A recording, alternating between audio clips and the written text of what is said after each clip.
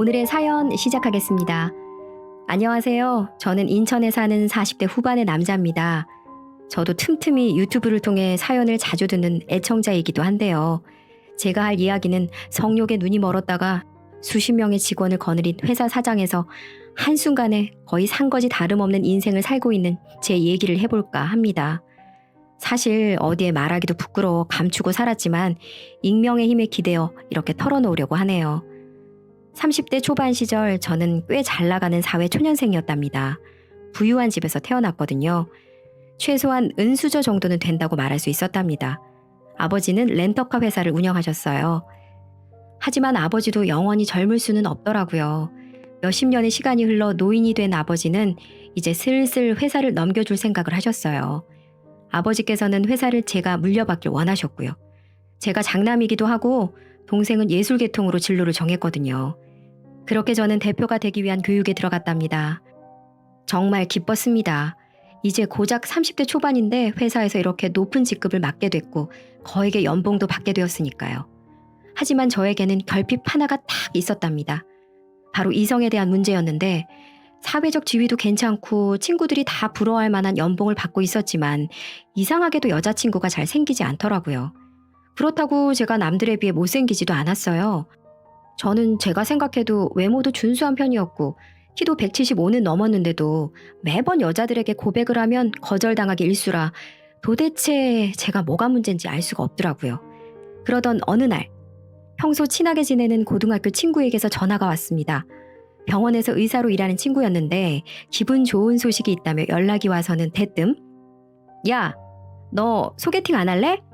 내 여자친구 친구 중에 무용과 나와서 무용학원 차린 여자애가 하나 있는데 나이는 우리보다 5살 어리고 엄청 예뻐. 어떻게 소개 한번 받아볼래? 이렇게 말하는 거예요. 전 고민 따위는 하지 않았죠. 무용학원 원장이 예쁘다는데 거절할 이유가 뭐가 있겠어요? 저는 친구가 취소라도 할까봐 곧바로 코를 외쳤답니다. 그렇게 약속을 잡고 카페에서 만나기로 했어요. 정말 엄청 떨리더군요. 가장 큰 이유는 사진 때문이었어요. 친구를 통해 받은 사진에는 연예인이 아닐까 싶을 만큼 예쁜 여자의 얼굴이 담겨 있었거든요. 그래도 전 속으로 다짐했어요. 에휴, 너무 기대하지는 말자. 사진빨이 요즘 얼마나 많은데 긴장하면 더 떨리니까 그냥 그 사람이랑 밥 한번 먹으러 왔다 이렇게 생각하자. 밥 먹는 김에 사람 한번 만나는 거지 뭐. 저는 스스로 실망할 게 두려워서 그저 밥 한번 먹고 간다는 생각으로 제 자신을 다독였어요. 그리고 약속 시간이 되자 저만 취해서 어떤 여자가 카페 안으로 들어오는 겁니다. 저는 그때 엄청난 충격에 빠졌어요. 소개팅녀는 얼굴도 예뻤지만 성격도 차분하고 저를 보며 방긋 웃어줄 때마다 제 심장이 떨리게 할 정도로 매력이 넘치는 사람이었거든요. 그 순간부터 저는 그녀를 반드시 제 것으로 만들어야겠다는 생각을 했고 처음에는 몇 번 차이긴 했지만 10번 찍어 안 넘어가는 나무 없다고 하죠. 그 덕분인지 옥신각신 끝에 그녀를 제 여자로 만들 수 있었습니다. 그렇게 우린 연인이 되면서부터 정말 불같은 연애를 시작했어요. 그렇게 뜨거운 연애를 2년 동안 이어간 후 저희는 드디어 결혼에 골인했습니다. 정말 기뻤어요. 평생의 이상형인 그녀를 바로 제 아내로 만들었으니까요. 그러던 어느 날 저희 부부에게 드디어 큰 사건이 일어났습니다. 바로 저희에게 아이가 찾아오게 된 거죠. 조금은 놀랐어요. 신혼생활을 즐기고 싶었던 저희 부부는 피임을 철저히 했거든요. 하지만 축복이기에 낳기로 결심했답니다. 그렇게 아내의 배가 하루가 다르게 부풀어 가더군요. 저는 남편의 도리를 다하기 위해 옆에서 극진히 보살폈어요. 그런데 우습게도 성욕은 계속해서 생기더라고요. 여보, 미안한데 나 자꾸만 이상한 생각이 들어. 당신은 이렇게 고생하고 있는데 자꾸만 성욕이 생기네. 어떡하지? 나 정말 나쁜 아빠인가 봐. 아니야 여보, 오히려 좋은 거야. 다른 남편들은 아내가 임신하자마자 서로 관계도 일체 안 한다던데. 그런 거 생각하면 오빠는 정말 좋은 남편이지. 걱정하지 마. 자연스러운 거니까. 아내는 정말 착했습니다. 저는 그런 아내를 만난 것에 대해 다시금 고마움을 느꼈답니다. 그 덕분에 부부 사이 관계도 소홀하지 않을 수 있었답니다. 시간이 흘러 아내는 드디어 출산을 하게 되었어요. 저와 아내의 이름을 따서 소중한 아들의 이름을 지었죠. 정말 기뻤답니다. 아이가 예뻐서일까요? 저희 부부의 금술은 더욱 좋아졌어요. 워낙 사이가 좋아서 다른 부부들이 질투할 정도였죠. 그런데 이게 웬걸? 부부금술이 지나쳤던 걸까요? 아내가 몸을 완전히 추스르기도 전에 또다시 임신을 하게 된 겁니다. 연년생을 낳게 생겼다니 이건 정말 생각지도 못한 일이었어요. 겨우 임신해서 해방된 아내를 또 고생시키는 것 같아 괴롭더군요. 괜찮아 여보. 어차피 둘 낳으려고 했잖아. 형제 자매끼리 나이 차이 많이 나면 힘들어. 차라리 빨리 낳고 우리 육아에만 집중하자. 자책하는 저에게 아내는 또 한 번 위로의 말을 건넸어요. 어차피 둘을 낳기로 결심했었고 아내 말처럼 빨리 낳고 빨리 키우는 게 아내의 몸에도 나을 거라고 생각했기 때문이었죠. 첫째를 육아하는 것과 동시에 아내의 배가 부풀어 올랐습니다. 육아와 임신을 동시에 하는지라 아내가 조금 힘들어했지만 가족을 이뤄가고 있다는 생각이 기쁘다고 하더군요. 저는 참 결혼을 잘했다는 생각이 들었어요. 아무리 힘들어도 불평 한마디 없이 모든 것을 받아들이고 또 이해하려고 노력하는 넓은 마음을 가진 아내를 이렇게 얻었으니까요. 아이가 분홍색 옷을 좋아하겠네요. 산부인과에서 검사를 하시던 선생님이 이렇게 말씀하셨어요. 딸아이라는 것을 간접적으로 말씀해 주시는 거였죠. 기뻤습니다. 저는 딸바보가 되는 게 소원이었거든요. 아내를 닮은 딸아이와 만날 상상을 하면서 저는 행복해했습니다. 그러던 어느 날 회사에서 정신없이 일을 하고 있는데 갑자기 모르는 번호로 전화 한 통이 걸려오더라고요. 어쩐지 느낌이 쎄했습니다. 전화를 받으니 모르는 여자가 아내 이름을 말하면서 남편이 맞냐고 묻는 거예요. 그렇다고 대답하니 이렇게 말했습니다. 여기 행복병원인데요. 아내분이 계단에서 굴러서 다치셨어요. 아이에게도 지장이 간 상태고요. 아무튼 지금 빨리 와주셔야겠어요. 청천벽력 같은 일이 일어났습니다. 뱃속에 아이를 품은 아내가 계단에서 넘어지다니 정말 눈앞이 캄캄했습니다. 일단 빨리 병원으로 달려갔죠. 다행히도 병상에 누워있는 아내는 그리 크게 다치지 않았더군요. 하지만 안타깝게도 아이를 유산하고 말았습니다. 무너졌던 하늘이 또 한 번 무너지더군요. 딸아이의 이름까지 지어뒀는데 그 모든 것들이 산산조각 나버렸습니다. 하지만 저는 아빠이자 남편이기에 이를 악물고 참았죠. 저보다는 아내의 슬픔이 훨씬 더 컸을 테니까요. 저는 그런 아내를 꼭 안아주었습니다. 소중한 아이를 잃은 아내는 제 품에 안겨 한참이나 울더군요. 그로부터 10년이 넘는 세월이 지났습니다. 저희는 늘 가슴속에 태어나지 못한 딸아이를 품고 살았어요. 하지만 긴 세월이 지나니까 고통은 많이 가라앉더라고요. 시간이 약이라는 말이 정말 틀리지 않는 모양이더군요. 그래도 다행히 아들은 무탈하게 자라주었습니다. 저 역시 아버지께 회사를 물려받아 대표가 됐고요. 아내와의 관계도 좋았답니다. 남들은 이 정도 나이가 되면 손도 안 잡는다는데 저희는 자주 그때도 관계를 가졌거든요. 아내는 나이가 들어도 제 눈에는 예뻐 보였고 사랑스러웠으니까요. 하지만 행복하기만 할 것 같던 저희의 결혼 생활은 그렇지 않았습니다. 건강검진 결과 아내의 유방에서 혹이 발견되었기 때문이었죠. 의사는 아내에게 유방암 진단을 내렸습니다. 유방을 절제해야 할 정도로 심각한 상황이었죠. 절망적이었습니다. 대체 왜 저희 부부에게 이런 비극을 내리나 싶었죠. 아내도 정말 많이 울었어요. 솔직히 말하자면 저 역시 남몰래 많이도 울었고요. 그날로 아내는 대학병원에 입원했습니다. 그나마 다행인 건 저에게 치료할 돈이 있다는 거였어요.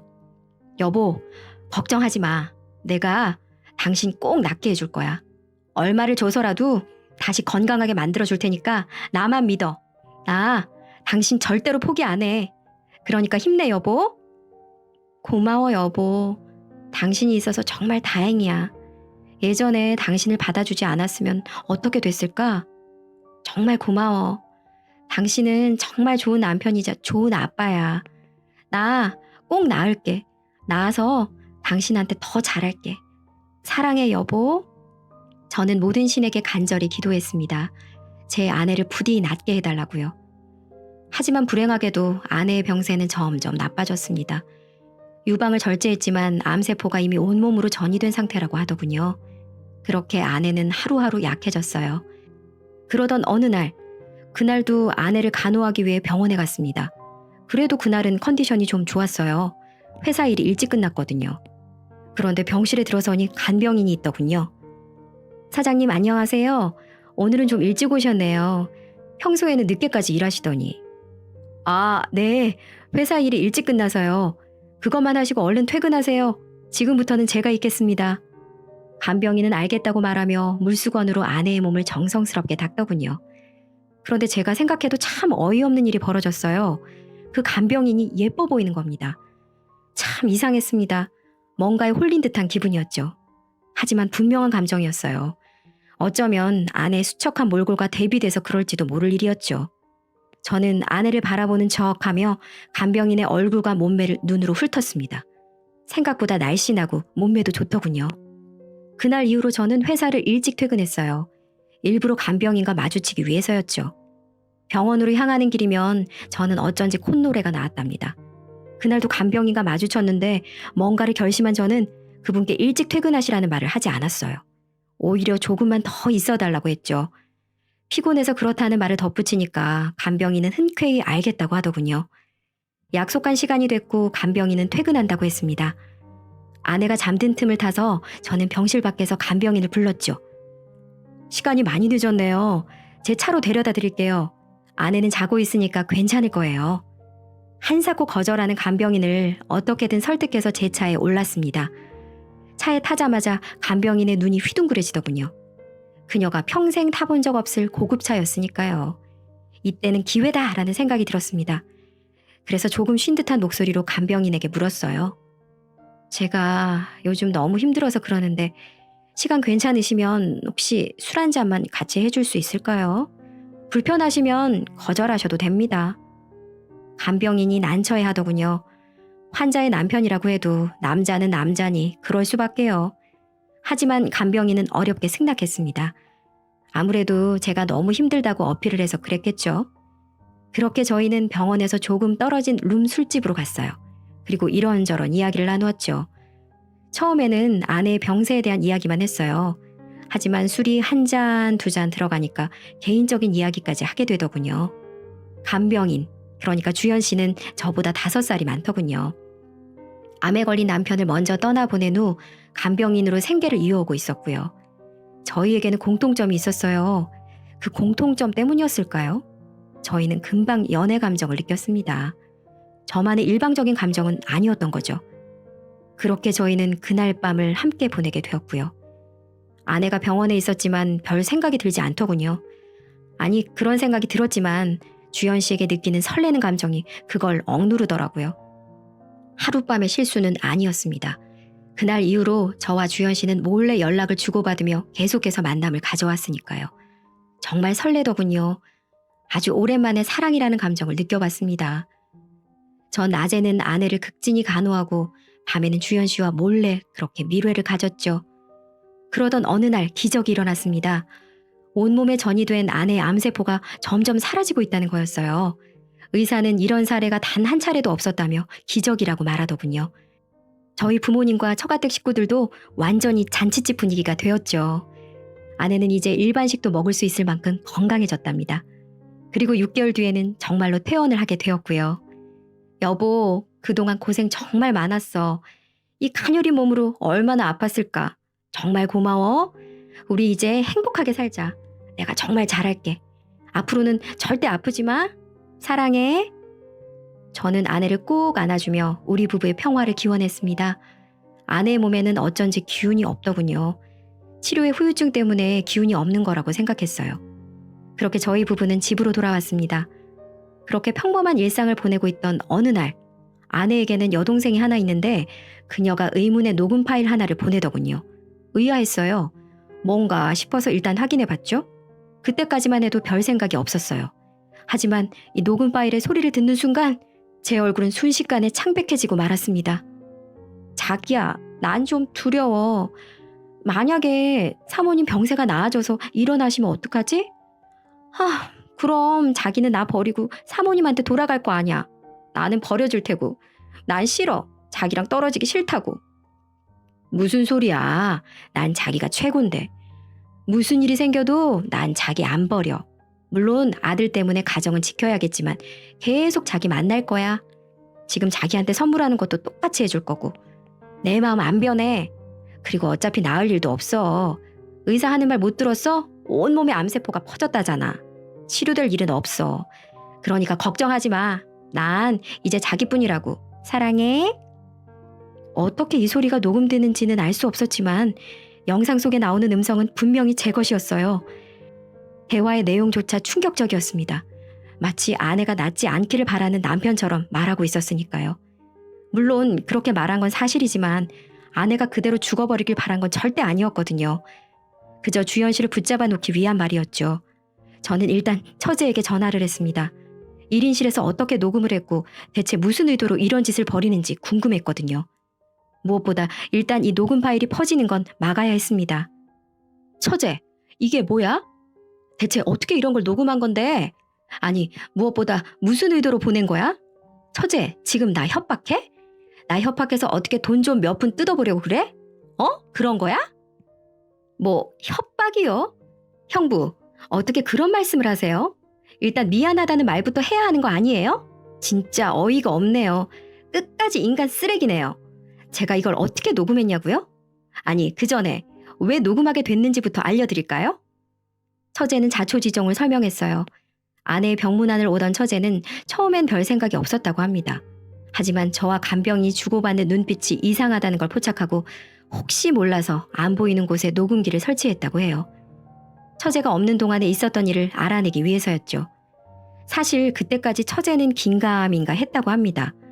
형부인 저를 의심했다는 사실에 죄책감을 느끼기도 했고요. 그런데 그 녹음기에 아내에 대해 험담하는 소리가 전부 녹음된 거죠. 뒤늦게 녹음 파일을 확인한 처제는 경악을 한 후 저에게 파일을 보낸 거고요. 머릿속이 온통 하얘졌습니다. 하지만 일단 살아야 했죠. 그렇기 때문에 저는 최대한 뻔뻔한 목소리로 말을 이어갔어요. 그래서 우리 가정을 파탄이라도 내게? 처제, 정신 차려. 내가 잠깐 한눈 판 건 맞는데 그건 한때의 바람 같은 거야. 언니 이제 겨우 몸 추스르는 상황이니까 그거 공개할 생각 하지 마. 만약 그랬다간 한 가정 파괴하는 거고. 언니는 어떻게 될지 몰라. 언니 다시 입원하는 거 원하지 않으면 신중하게 생각해라, 처제. 저는 온갖 협박을 퍼부으며 전화를 끊었어요. 이건 사람을 많이 부려본 저의 전략 같은 거였죠. 처제의 약한 마음을 건드려서 녹음 파일을 공개하지 못하게 하기 위한 전략 말입니다. 평소 처제는 워낙 착한 사람이었기 때문에 제 작전대로 될 거라고 생각했어요. 그런데 오산이었죠. 처제는 제게 보낸 녹음 파일을 아내와 처가댁 식구들에게 모두 보냈답니다. 심지어 인터넷에도 올렸죠. 모 렌터카 회사 대표의 불륜행각이라는 이름과 함께 말이죠. 인터넷은 활활 타올랐습니다. 하지만 제겐 인터넷 여론까지 생각할 겨를도 없었어요. 모든 사실을 깨달은 아내가 불처럼 화를 내더니 나가겠다며 짐을 쌌거든요. 제가 바짓가랑이를 잡으며 못 가게 막으니까 아내는 제게 이런 말을 하더군요. 비켜, 이 쓰레기 같은 놈아. 어떻게 자기 아내가 암에 걸려서 쓰러져 있는데 그럴 수가 있어? 심지어 내가 누워있는 병실에서. 당신은 진짜 쓰레기야. 재활용도 안 되는 인간 쓰레기라고. 난 당신 용서할 생각 없으니까 다시는 연락하지 마. 당신처럼 더러운 사람이랑은 1초도 붙어있고 싶지 않아. 그 길로 아내는 아들을 데리고 집을 나갔어요. 널따란 집에 저는 혼자 남았죠. 문제는 회사 쪽에서도 터졌습니다. 인터넷의 힘이 생각보다 훨씬 더 강하더군요. 회사 대표가 그따위인데 뭘 믿고 렌트를 하냐며 불매운동이 이어졌거든요. 그 바람에 회사의 매출이 수직 하강했습니다. 사과문을 올리고 어떻게든 수습하려고 했지만 한 번 분노한 네티즌들을 잠재울 수는 없더군요. 그렇게 저희 회사는 문을 닫을 위기에 놓였답니다.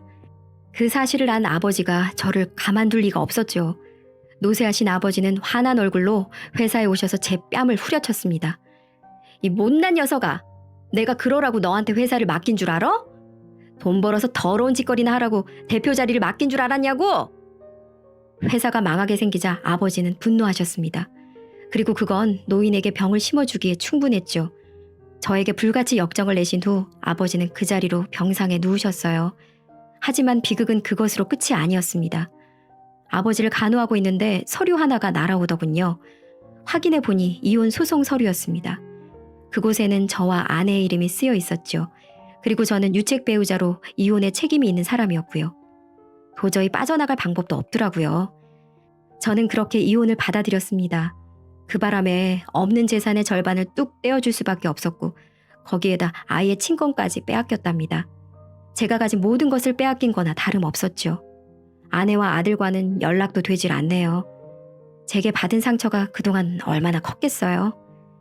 그리고 저와 불륜을 저지른 간병인은 어느 날 연락 와서는 자기도 위자료 소송을 당했다면서 어떻게 해야 되냐며 자기는 돈 한 푼 없다며 나보고 3천만 원만 내달라고 간곡히 부탁을 하더라고요.